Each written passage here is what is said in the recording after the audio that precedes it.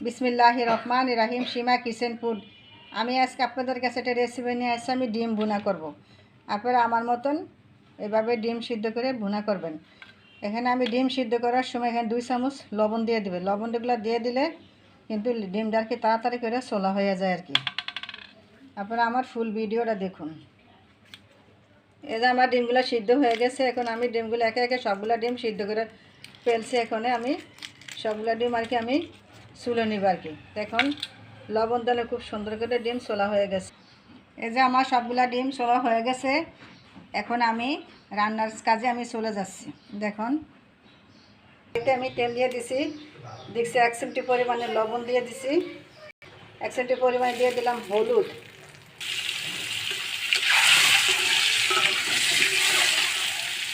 আমার ডিমগুলো ভাজা হয়ে গেছে। একে একে আমি সবগুলো ডিম আমি তুলে ফেলছি। এই যে আমি একে একে সবগুলো ডিম আমি তুলে ফেলছি। আমি একটা কড়াইতে হাফ বাটি পরিমাণ আমি পেঁয়াজ কুচি দিয়ে দেবো পরিমাণ মতন কিছু তেল। এই যে মশলাগুলো আমার একটু ভাজা ভাজা হয়েছে, তাই এখানে আমি 1 চামচ পরিমাণ জিরা গুঁড়ো ধনিয়া গুঁড়ো একসঙ্গে দিয়ে দিলাম। ওটা যাতে না পুড়ে যায় তাই এখানে আমি একটু পানি দিয়ে দিলাম।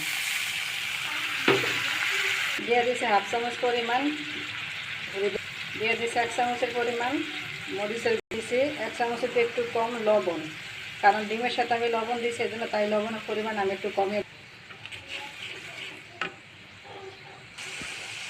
এই যে আমার পেঁয়াজটা মশলা কষানো হয়ে গেছে, তাই এখানে আমি গ্রেট করে রাখছি কিছু টমেটো আমি দিয়ে দিলাম।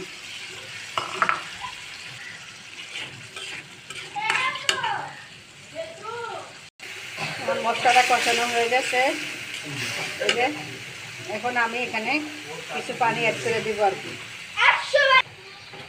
এই যে আমার মশলাটা হয়ে গেছে, তাই এখানে আমি একে একে সবগুলো ডিম দিয়ে দিচ্ছি আর কি।